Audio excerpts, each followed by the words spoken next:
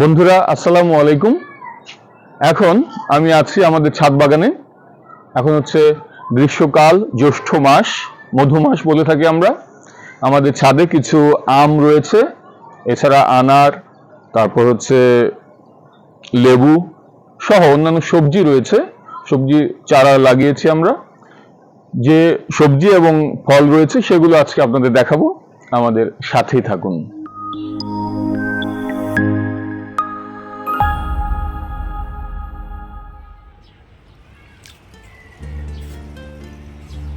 এখনো অনেকগুলো আনার আমরা দেখতে পাচ্ছি, পাতার ফাঁক দিয়ে কিন্তু বেশ কয়েকটি আনার।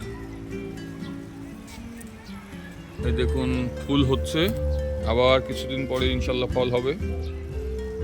এবং এই আনারগুলো কিন্তু খেতে বেশ ভালো। বন্ধুরা, ছাদ বাগানে ছোট্ট একটি কৃষি ক্ষেতের মতো, চৌবাচ্চার মতো। এখানে আছে হচ্ছে চিচিঙ্গা, ঢেঁড়স, চাল কুমড়ার চারা আমরা লাগিয়েছিলাম। এই যে চাল কুমড়া কিছুদিন পরে ধরবে ইনশাল্লাহ।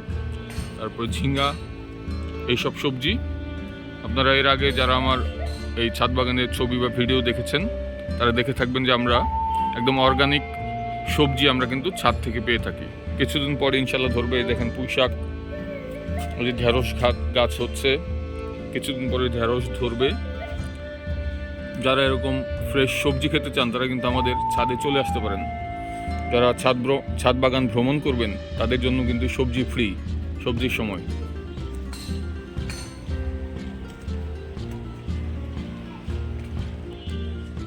এটা হচ্ছে তুলসী গাছ। যাদের ঠান্ডার সমস্যা তারা কিন্তু তুলসী চা খেতে পারেন।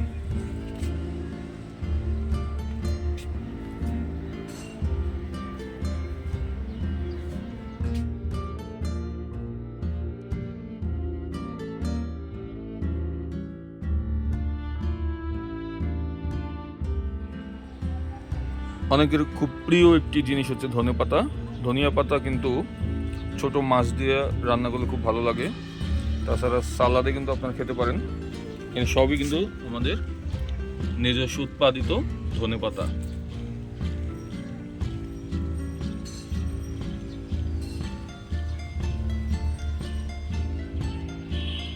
বন্ধুরা, এই গাছটিতে ব্যানানা ম্যাঙ্গো হয়ে থাকে। প্রতি বছরই বেশ ভালো আম হয়, কিন্তু এবছর হয়েছিল শিলাবৃষ্টি এবং পোকামাকড়ের আক্রমণের কারণে ব্যানানা ম্যাঙ্গোগুলো টিকেনি। দেখুন,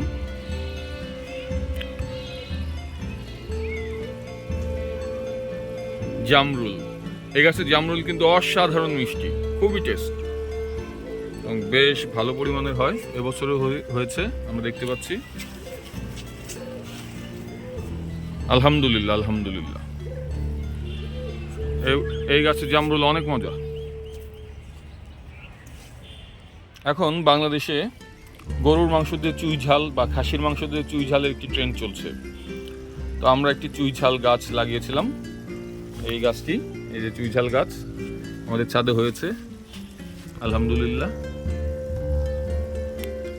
আমার জানা মতে এই চুই ঝালের গাছটির জনপ্রিয়তা পায় হচ্ছে খুলনা থেকে, খুলনার আব্বাস হোটেল বা ওই এলাকার হোটেলগুলো থেকে। কিন্তু এর আদিকাল বা আদি স্থান কিন্তু আমরা যতটুকু জানি পাহাড়ি অঞ্চল, আমাদের বান্দরবান, রাঙামাটি, খাগড়াছড়ি এইসব অঞ্চল। এই যে চুই ঝালের পাতা অনেকটা পানের পাতার মতো।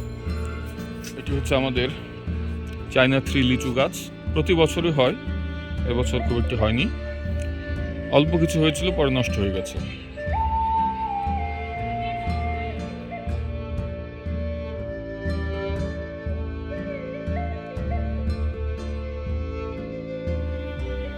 এই পাতা অনেকে চিনবেন না, কিন্তু যারা ঔষধি গাছ চেনেন তারা চিনবেন। এটি হচ্ছে বাসক গাছ, বাসক পাতা। আপনারা জানেন যাদের ঠান্ডার সমস্যা, ঠান্ডা কাশির সমস্যা, বাসক পাতার রস গরম করে খেলে বা চা বানিয়ে খেলেও কিন্তু অনেক উপকার। আমি নিজে প্রমাণ পেয়েছি।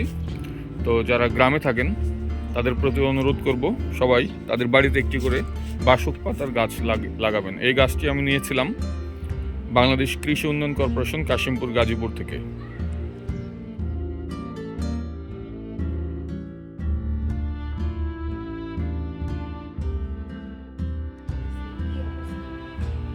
এটা হচ্ছে আমাদের চিচিঙ্গা গাছ।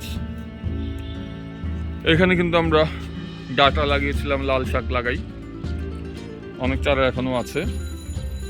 ওই পাশে হচ্ছে এটা কি গাছ? বেগুন গাছ। বেগুন গাছটা আমি দেখাচ্ছি। এই দেখেন আমাদের মাচার মতো করা আছে, এখানে কিন্তু অনেক সবজি হয় আমাদের, শসা, করলা, চিচিঙ্গা, তারপর ধুন্দল, এগুলো হয়।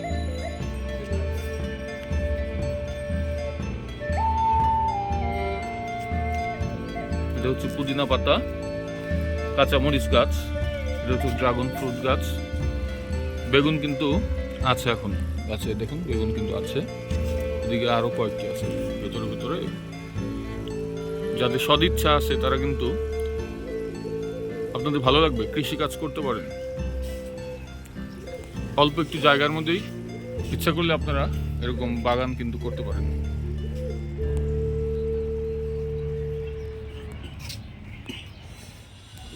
এটা হচ্ছে আমাদের আম্রপলি আম গাছ।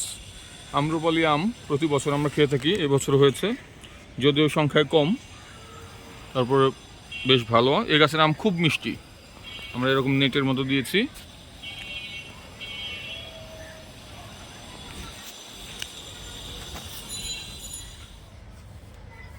এই গাছের আম কিন্তু খুব মজা। আম্রপলি আম খুব বেশি হয়নি, আবার অনেকগুলো পোকায় ধরে গেছে, শিলা বৃষ্টির কারণে নষ্ট হয়ে গেছে আম, এগুলো আমরা পেরে ফেললাম। এদিকে কিছু আছে এখনো।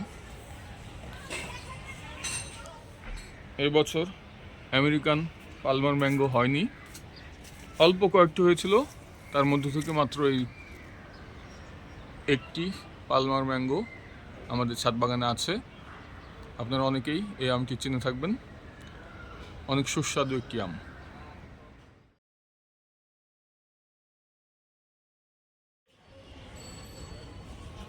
আসুন আমরা সবুজে বাঁচি, সবুজের সঙ্গেই থাকি, গাছের সঙ্গে থাকি।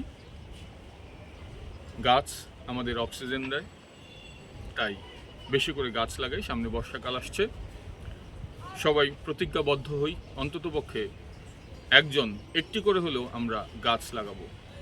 আল্লাহ হাফেজ, আসসালামু আলাইকুম।